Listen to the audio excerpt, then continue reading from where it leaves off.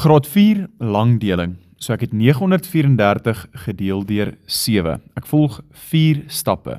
Deel, maal, minus en bring af. Eerstens deel ons 9 deur 7. Nou 7 gaan 1 keer in 9.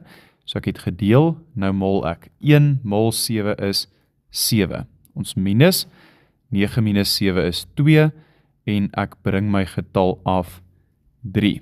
Ons herhaal ons proses, ons gaan weer deel. 7 gaan in 23 in, 7, 14, 21. So dis 3 keer, ons maal.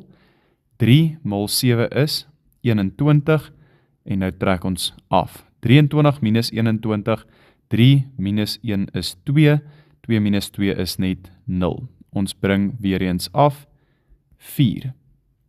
En ons herhaal ons proses, ons deel weer eens. 24 gedeel deur 7 is weer eens 3. 3 maal 7 is 21, so ek het gemaal, nou gaan ek aftrek. 24 minus 21, 4 minus 1, 3. 2 minus 2 is 0. So daar is niks om af te bring verder nie. So dit beteken daar is 'n res van 3. Kom ons toets gou. As ek 133 dus maal met 7, moet ek baie naby aan daai 934 kom en daar moet 'n res van 3 wees. So kom ons toets 133 maal met 7. 7 maal 3 is 21.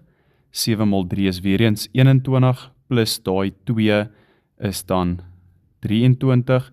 7 maal 1 is 7 plus die 2 is 9. So sien jy dis 931 waar daai 934 is.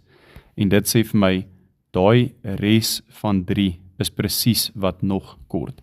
So 934 gedeel deur 7 is 133 res 3.